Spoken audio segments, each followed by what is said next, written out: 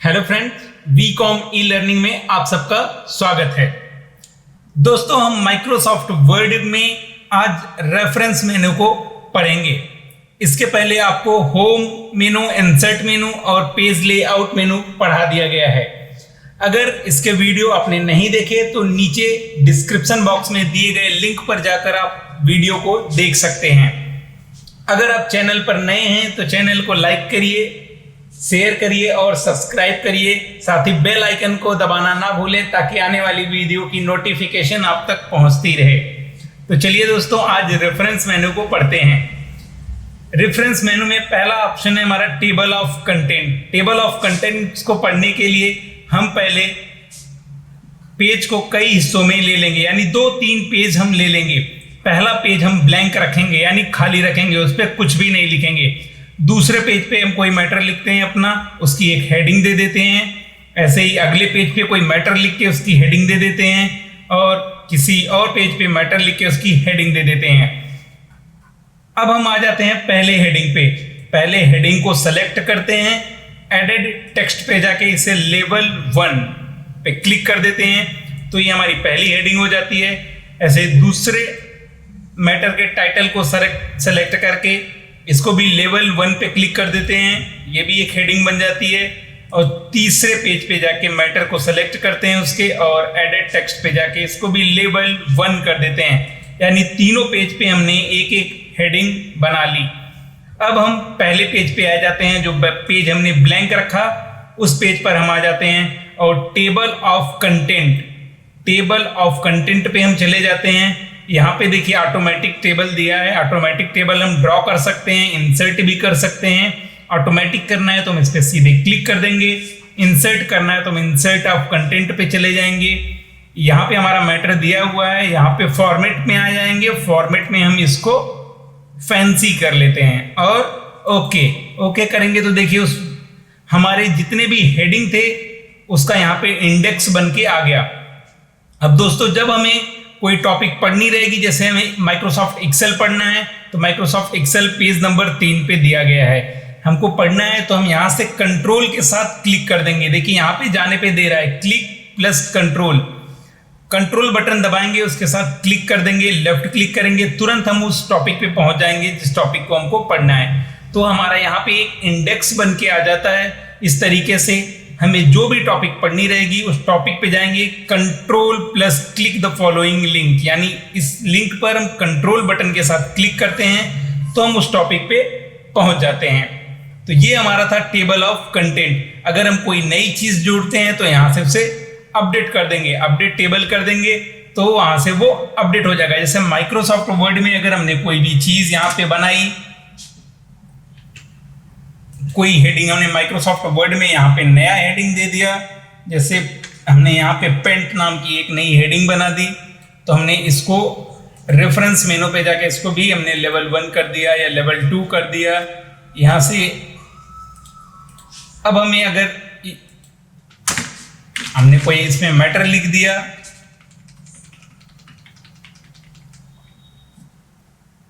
अब हम इसको भी हेडिंग बनाना चाहते हैं या अपडेट करना चाहते हैं टेबल, तो हम यहाँ क्लिक करेंगे, अपडेट टेबल पे आ जाएंगे, अपडेट इंटायर टेबल क्लिक किया तो देखिए हमने माइक्रोसॉफ्ट वर्ड में एक पेंट नाम की हेडिंग बनाई थी, तो देखिए वर्ड में एक पेंट नाम का हेडिंग जो है वो ऐड हो गया हमारे इंडेक्स में। ऐसे ही एक्सेल में अगर हम कोई भी चीज बनाना चाहें तो हम यहाँ से कोई भी चीज बना सकते हैं।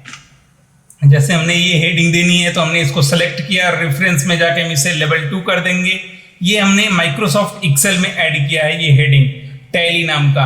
अब हम टेबल पे आ जाएंगे। यहाँ पे आने के बाद हम जैसे ही अपडेट करेंगे, हम करेंगे अपडेट इंटायर टेबल, यानी पूरे टेबल को हम अपडेट करेंगे। ओके करेंगे तो देखिए हमारा माइक्रोसॉफ्ट एक्सेल में एक टॉपिक और जुड़ गया, टैली। ऐसे करके अगर हम कोई नई टॉपिक ऐड करते हैं किसी भी हमारे मैटर में, तो वो हमारे इंडेक्स में अपडेट करने के बाद ऐड हो जाएगा।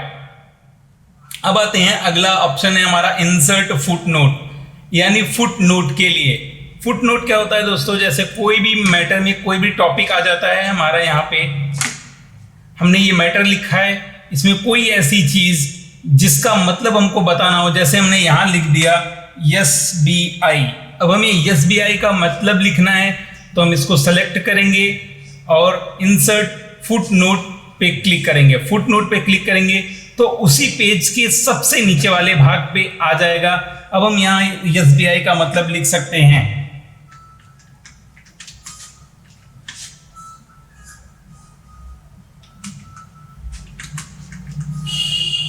जैसे हमने स्टेट बैंक ऑफ इंडिया लिख दिया, यहां पे देखिए एक 1 बन के आ जाएगा पॉइंट। जब हम इस टॉपिक को पढ़ेंगे, हम इस पे आएंगे एसबीआई पे, तो देखिए उसका मतलब वहां पे दिखाएगा स्टेट बैंक ऑफ इंडिया। अगर हम नीचे भी देखना चाहें तो देखिए नीचे भी वो टॉपिक दिया रहेगा। ऐसे ही हम अगर किसी और के बारे में यहाँ दर्शाना चाहें तो हम उसको सेलेक्ट करके ऐसे ही उसको दिखा सकते हैं। हम यहाँ पे हर एक टॉपिक को सेलेक्ट करके उसका मतलब नीचे लिख सकते हैं। जैसे हमने यहाँ यूबीआई कर दिया दूसरी लाइन में, हम इसको सेलेक्ट करेंगे। सेलेक्ट करने के बाद इंसर्ट फुट नोट करेंगे तो देखिए फुट नोट नंबर 2 आ गया। अब हम इसको लिख सकते हैं यूनियन बैंक ऑफ इंडिया। तो देखिए ऐसे ही हम करके फुट नोट को इंसर्ट कर सकते हैं। देखिए यहाँ पे नंबर 1, यहाँ पे नंबर 2।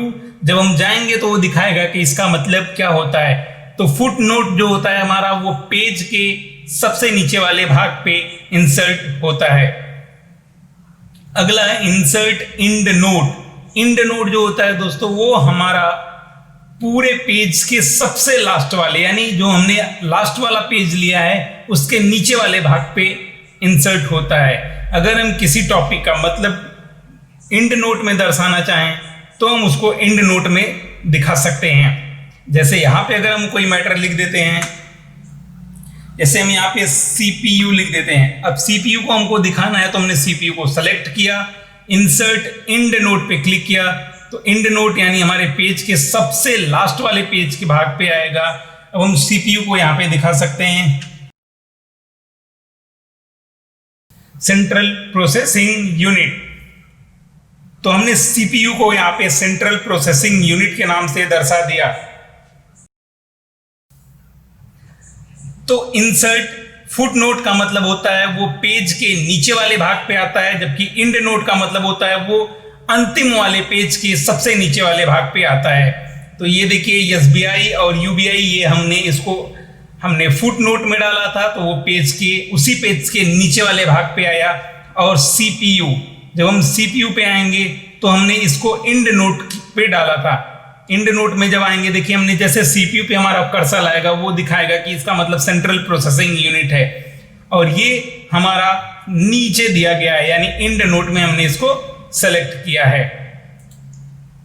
यहां पे अब नेक्स्ट फुट नोट है। फुट नोट हम देखिए यहाँ पे जितना फुट नोट ऐड करते जाएंगे, नेक्स्ट करते जाएंगे, तो वो दिखाता चला जाएगा कि कितने फुट नोट हमारे बने हुए हैं। अब हम आ जाएंगे शो नोट्स पे। तो यहां दे रहा व्यू फुट नोट एरिया। हम फुट नोट के एरिया को देखना चाहते हैं तो हम ओके कर देंगे।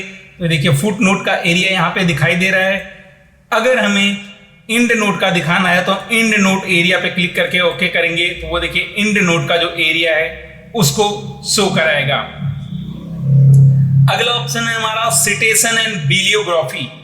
इसका मतलब होता है दोस्तों, जैसे हमने ये टॉपिक लिखा है, अब इसको किसने लिखा है, इसका ऑथर का नेम अगर हमको दिखाना है, पब्लिशर का नेम दिखाना है, तो उसके लिए हम इसका यूज करते हैं। हम इंसर्ट कैप्शन में चले जाएंगे, ऐड न्यू सोर्स।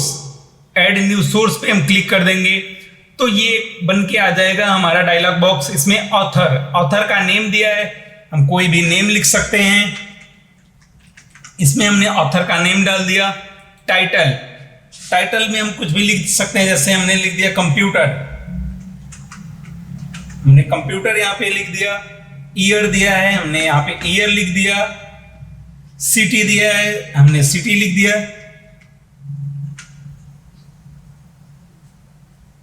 पब्लिशर, यहाँ पे पब्लिशर दिया है, हम किसी भी पब्लिशर का नाम यहाँ पे डाल सकते हैं।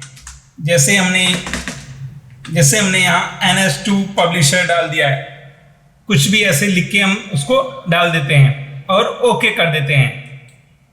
तो यहाँ पे देखिए सिर्फ ऑथर का नेम और ईयर दे रहा है। अगर हमको पूरा देखना होता है हमारा, तो हम बिब्लियोग्राफी पे क्लिक करते हैं और यहाँ पे दिए गए किसी भी फॉर्मेट में हम क्लिक कर देते हैं, तो वो देखिए पूरा बिब्लियोग्राफी आ गया। ऑथर का नेम, ईयर, टाइटल, सिटी और पब्लिशर का नेम यहाँ पे आ गया। मैनेज सोर्स, मैनेज सोर्स का मतलब होता है इसके पहले जितने भी हमारे बिब्लियोग्राफी बनाए गए हैं वो यहाँ पे दिखाई देते हैं। हम किसी को भी डिलीट कर सकते हैं, एडिट कर सकते हैं और कॉपी कर सकते हैं। यहाँ पे इसको हम क्लोज करते हैं। तो ये हमारा सिटीजन एंड बिब्लियोग्राफी था। अब अगला ऑप्शन है हमारा इंसर्ट कैप्शन में कैप्शंस।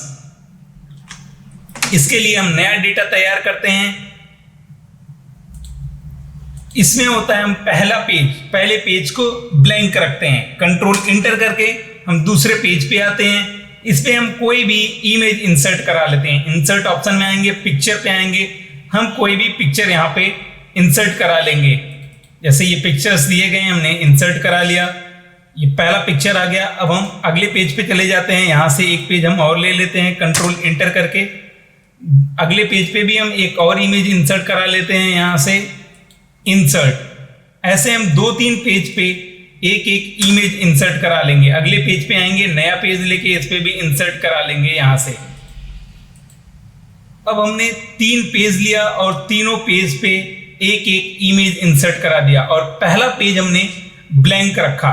अब हम आ जाएंगे पहले पेज पे जिसपे इमेज रखा है, उस वाले पेज पे आ जाएंगे, पहले इमेज पे, और इंसर्ट कैप्शन में चले जाएंगे। इंसर्ट कैप्शन में जाएंगे, यहाँ फिगर 1 दे रहा है, हम फिगर 1 पे क्लिक करके ओके कर देंगे। तो यहाँ देखिए फिगर 1 आ गया। ऐसे ही सेकंड पेज पे आएंगे, इंसर्ट कैप्शन फिगर 2 और इस पे आ जाएंगे। ऐसे ही नीचे क्लिक करेंगे, यहां पे क्लिक करेंगे इंसर्ट कैप्शन और फिगर 3। अब ये तीनों हमारे बन के आ गए फिगर्स, और तीनों फिगर्स के नीचे उनकी हेडिंग आ गई। अब हम पहले पेज पे आते हैं, जो पेज हमने ब्लैंक रखा।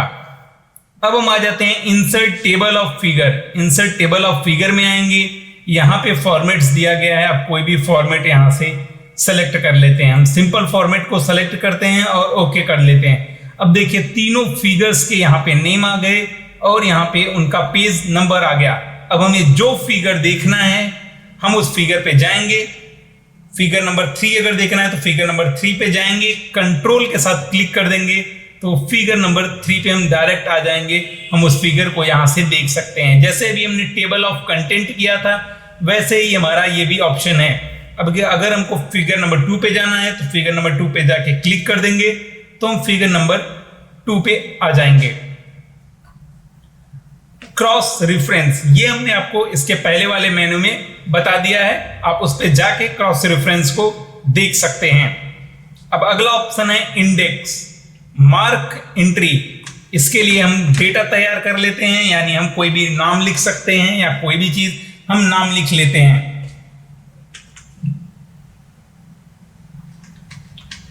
जैसे हमने ये नाम लिख लिया, हमने यहाँ पे कुछ नाम ऐसे टाइप कर लेंगे। अब हमने यहाँ पे कुछ नाम टाइप कर लिया, हम इसको सेलेक्ट करते हैं। सेलेक्ट करके हम चले जाते हैं मार्क एंट्री पे। मार्क एंट्री पे चले जाएंगे तो देखिए मेन एंट्री यानी जो पहला हमारा नाम है वो यहाँ पे दिख रहा है। हम मार्क ऑल कर लेंगे। मार्क ऑल करने के बाद हम अब दूसरे नाम को सेलेक्ट करेंगे। देखिए पहले नाम की यहाँ पे हेडिंग बन गई है। अब हम दूसरे नाम को सेलेक्ट करेंगे, डबल क्लिक करके मार्क पे क्लिक कर देंगे।